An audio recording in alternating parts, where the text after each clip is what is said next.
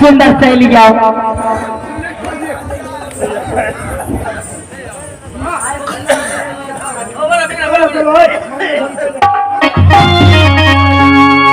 सांगा सहेलिया से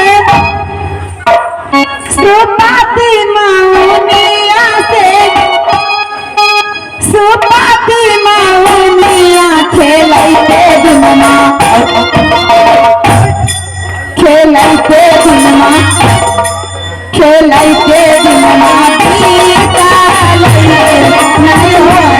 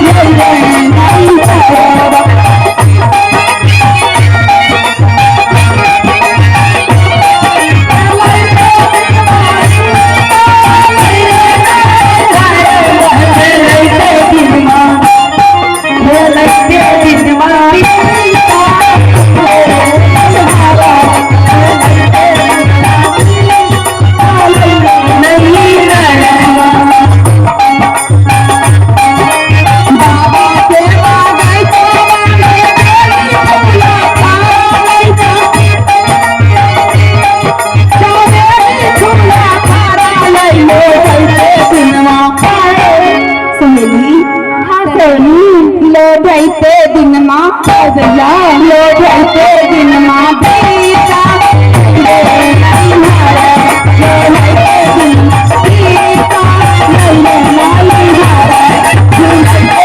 नहीं हो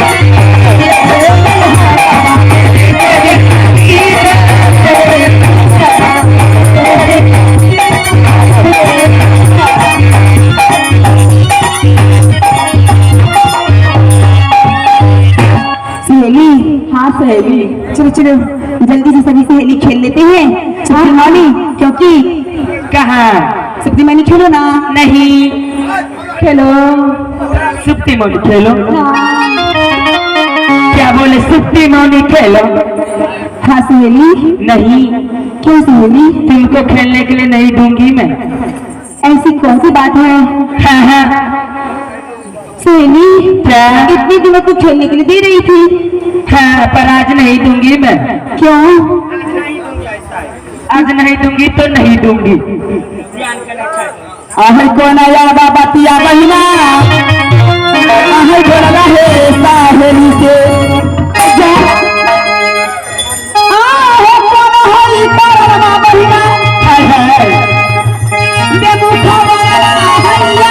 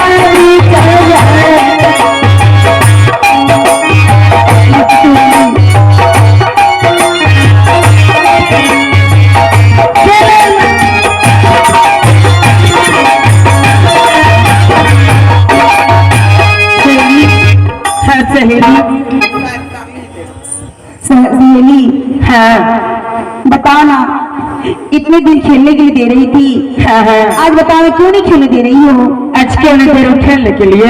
हाँ मामा जी क्या बोला था याद नहीं है? मामा जी हाँ क्या बोले थे? क्या बोले थे कि राजमहाबा में 3 सामान नहीं है।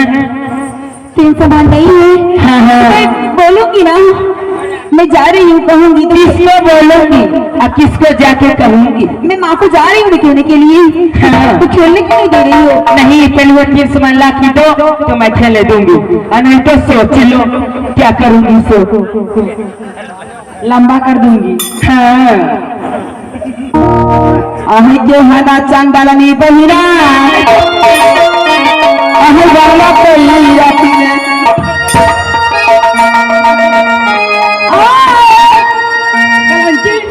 पतले दे जाती है हाँ गए ये ड्राइवर खड़ी था उन्होंने अपनी राजकुमारी के अल्लाह राजकुमारी बच्चा बच्चा राजकुमारी बने छे बाप रे आई काती ले हमारा चाहत बहिरा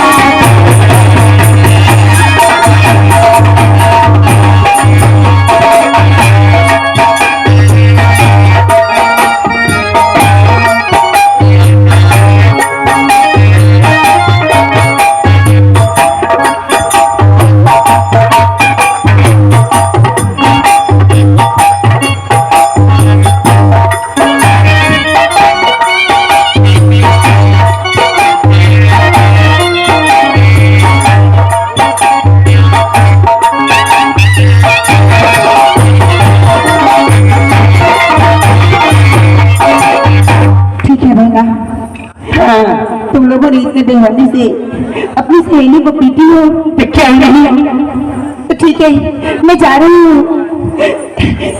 मैं अपनी माँ को बोलूंगी सामान ला देने के लिए। जब 3 सामान लेके आऊंगी ना तो फिर मैं भी किसी को खेलने नहीं दूंगी। घमान क्या सुनी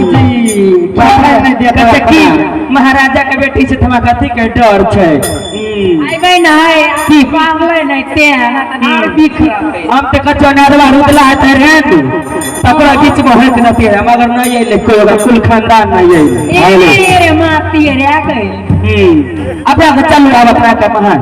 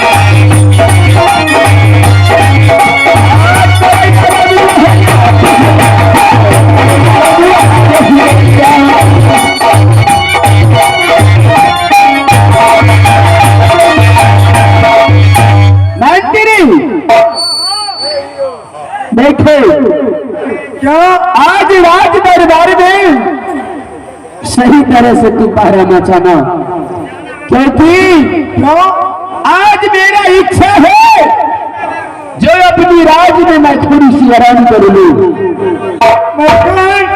सब दिन हमें पहरा मचबे छलिया, वो में भी पहरा आज अच्छी तरह से मचाना। तोरा क्यों मेरा इजाजत के बिना कोई अंदर ना आ सके और ना कोई बाहर जा सके। ठीक है, समझ लिया लड़का, लेकिन तुझे ही बात करे का मतलब है हमरा पर विश्वास नहीं छो।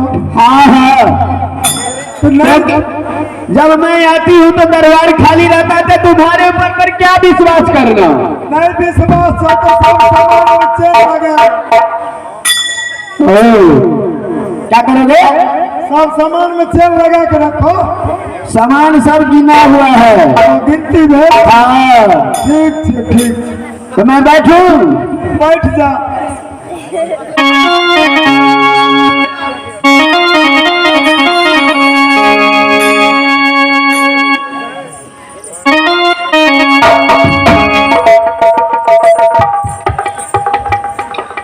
जुनिया बगे कंचान